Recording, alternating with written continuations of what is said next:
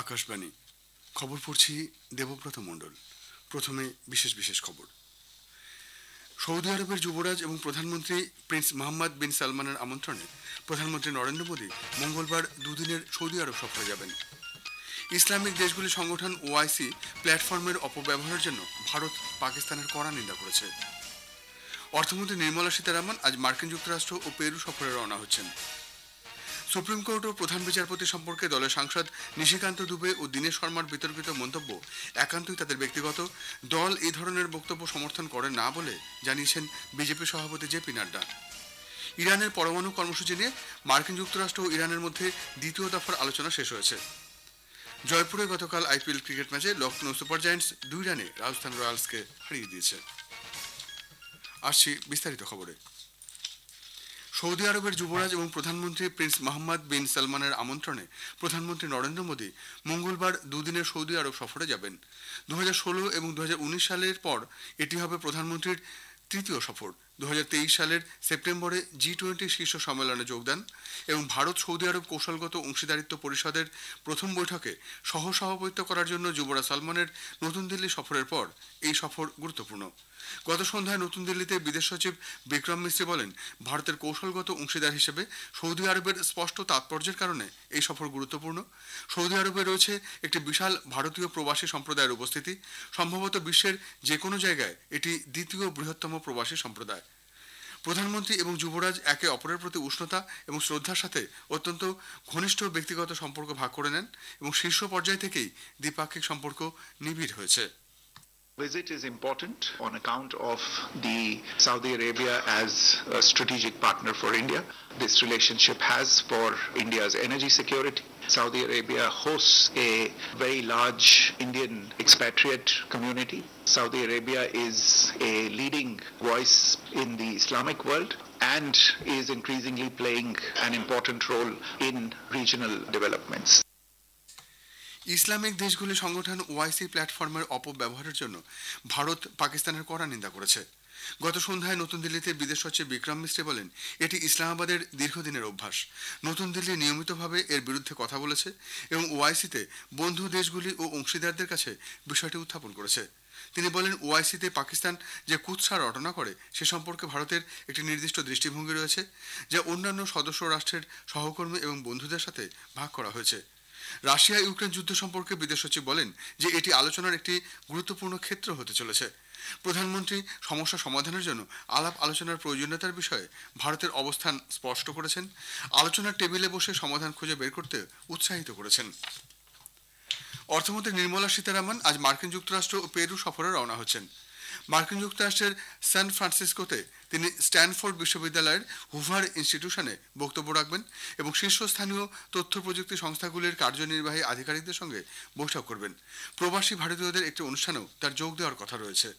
শ্রীমতী সীতারামন এ মাসের 22 তারিখে ওয়াশিংটনে আন্তর্জাতিক মুদ্রা তহবিল ও বিশ্বব্যাংকের বসন্তকালীন বৈঠক ছাড়াও দ্বিতীয় G20 অর্থমন্ত্রী ও কেন্দ্রীয় ব্যাংকের গভর্নর বৈঠক, উন্নয়ন কমিটি ও IMFর প্লেনারি এবং গ্লোবাল সার্বভৌম ঋণ সংক্রান্ত গোল টেবিল বৈঠকে যোগ দেবেন।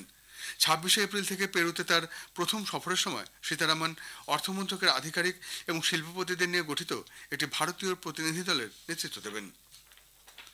মুর্শিদাবাদের অশান্তির ঘটনা নিয়ে মুখ্যমন্ত্রী মমতা ব্যানার্জির সঙ্গে তিনি কথা বলবেন বলে রাজ্যপাল CV আনন্দ বোস জানিয়েছেন। পাশাপাশি কেন্দ্রীয় সরকারের কাছেও তিনি বিষয়টি নিয়ে প্রয়োজনীয় রিপোর্ট দেবেন। গতকাল মুর্শিদাবাদের হিংসা কবলিত এলাকা ধুলিয়ান এবং শামশেরগঞ্জ ঘুরে দেখেন রাজ্যপাল, কথা বলেন ক্ষতিগ্রস্তদের সঙ্গে। সংশোধিত ওয়াকফ আইন নিয়ে অশান্তির জেরে মুর্শিদাবাদের শামশেরগঞ্জ, সুতি এবং ধুলিয়ানের অনেক বাসিন্দা গঙ্গা পেরিয়ে মালদায় আশ্রয় নিয়েছেন। সেই শিবিরেও যান রাজ্যপাল। গতকাল তিনি যান মুর্শিদাবাদের শামশেরগঞ্জের উপদ্রুত এলাকায়, পরে যান ধুলিয়ানেও। জাফরাবাদে হিংসার শিকার নিহত বাবা ও ছেলে হরগোবিন্দ দাস এবং চন্দন দাসের বাড়িতে যান। তার কাছে গ্রামের বাসিন্দারা BSFের স্থায়ী ক্যাম্প তৈরির দাবি জানিয়েছেন।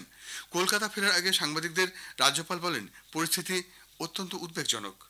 What I heard from the affected people is something which can be described as the barbaric manifestation of degenerate human behavior. It's a shameful to any civilized society. I have heard from people what they suffered, how they suffered. Vandalism, arson, looting was on the rampage, and people feel there is no one to protect us. This has been an insightful experience for me, and I understand what exactly the people need. I will take it up with the appropriate channels in the appropriate manner. অন্যদিকে জাতীয় মহিলা কমিশনের chairperson Bijoya কিশোর রাহাতকারের নেতৃত্বে 5 সদস্যের প্রতিনিধি দল গতকাল সকালে শামশেরগঞ্জের রতনপুর এবং পরে বেদবোনা গ্রামে যায়।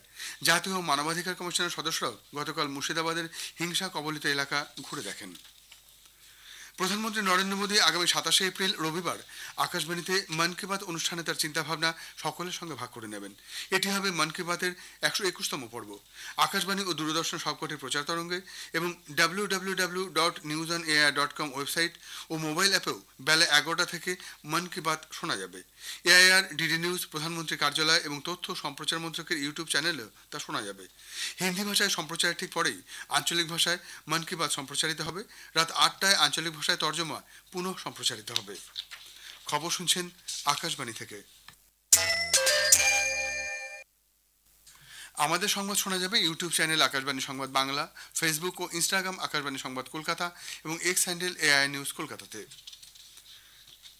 সুপ্রিম কোর্টের প্রধান বিচারপতি সম্পর্কে দলের সাংসদ নিশিকান্ত দুবে ও দীনেশ শর্মার বিতর্কিত মন্তব্য থেকে বিজেপি নিজেদের দূরে সরিয়ে নিয়েছে।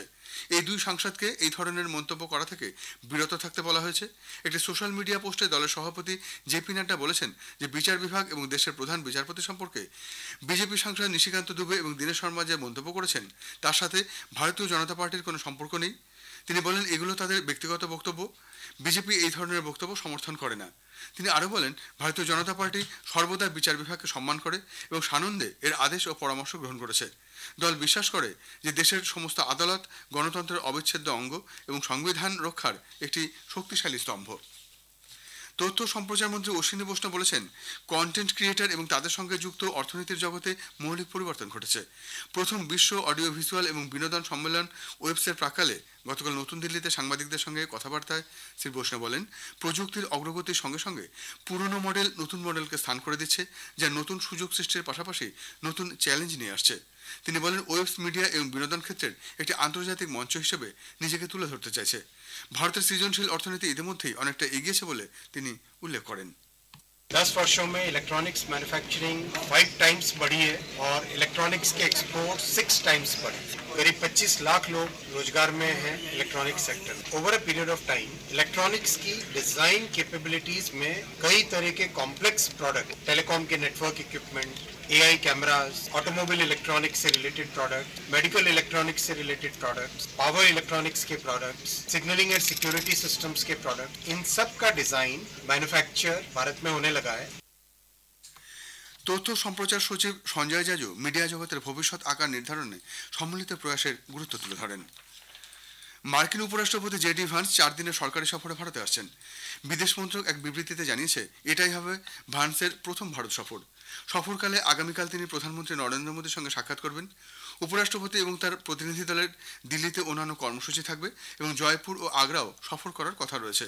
এই সফর দ্বিপাক্ষিক সম্পর্কের অগ্রগতি এবং ভারত মার্কিন সম্পর্কের বিষয়টি পর্যালোচনা করার সুযোগ তৈরি করবে। এবছর 13 ফেব্রুয়ারি প্রধানমন্ত্রীর মার্কিন যুক্তরাষ্ট্র সফরকালে যৌথ বিবৃতি প্রকাশ করা হয়। উভয় পক্ষ পারস্পরিক স্বার্থ সংশ্লিষ্ট আঞ্চলিক ও আন্তর্জাতিক উন্নয়ন নিয়েও মতবিনিময় করবে। প্রধানমন্ত্রী নরেন্দ্র মোদী আগামীকাল নতুন দিল্লিতে 17তম সিভিল সার্ভিস দিবস উপলক্ষে সরকারি আধিকারিকদের উদ্দেশ্যে ভাষণ দেবেন। প্রশাসনিক কাজে দক্ষতা প্রদর্শনের জন্য বিশেষ পুরস্কারও প্রদান করবেন তিনি। কুনো জাতীয় উদ্যান থেকে 2টি চিতাকে আজ মধ্যপ্রদেশের মন্দসৌর জেলার গান্ধীসাগর বন্যপ্রাণী অভয়ারণ্যে স্থানান্তরিত করা হবে। চিতা স্টিয়ারিং কমিটি এবং জাতীয় ব্যাঘ্র সংরক্ষণ কর্তৃপক্ষের মধ্যে বৈঠকের পর মুখ্যমন্ত্রী মোহন যাদব চিতাগুলিকে অন্যত্র সরানোর সবুজ সংকেত দেন। ইরানের পরমাণু কর্মসূচি নিয়ে মার্কিন যুক্তরাষ্ট্র ও ইরানের মধ্যে দ্বিতীয় দফার আলোচনা গতকাল শেষ হয়েছে। ইরানের পররাষ্ট্রমন্ত্রী আব্বাস আরাকচি বলেছেন খোলামেলা পরিবেশে আলোচনা হয়েছে এবং উভয় পক্ষ কিছু নীতির বিষয়ে ঐকমত্যে পৌঁছেছে। জয়পুরে গতকাল আইপিএল ক্রিকেট ম্যাচে লখনৌ সুপার জায়ান্টস 2 রানে রাজস্থান রয়্যালসকে হারিয়ে দিয়েছে। লখনৌ প্রথমে ব্যাট করে 5 উইকেটে 180 রান সংগ্রহ করে। জবাবে রাজস্থান 5 উইকেটে 178 রান তুলতে সমর্থ হয়। এদিকে আইপিএল আজ 2টি ম্যাচ রয়েছে। চণ্ডীগড়ের প্রথম ম্যাচে পাঞ্জাব কিংস রয়্যাল চ্যালেঞ্জার্স বেঙ্গালুরুর মুখোমুখি হবে। মুম্বাই অপর ম্যাচে চেন্নাই সুপার কিংস মুম্বাই ইন্ডিয়ান্সের বিরুদ্ধে খেলবে। শেষ করার আগে বিশেষ খবর আরেকবার। সৌদি আরবের যুবরাজ এবং প্রধানমন্ত্রী প্রিন্স মোহাম্মদ বিন সালমানের আমন্ত্রণে প্রধানমন্ত্রী নরেন্দ্র মোদী মঙ্গলবার 2 দিনের সৌদি আরব সফরে যাবেন। অর্থমন্ত্রী নির্মলা সীতারামন আজ মার্কিন যুক্তরাষ্ট্র ও পেরু সফরে রওনা হচ্ছেন। খবর এখনকার মতো এই পর্যন্ত। এরপরেই শুনুন স্থানীয় সংবাদ।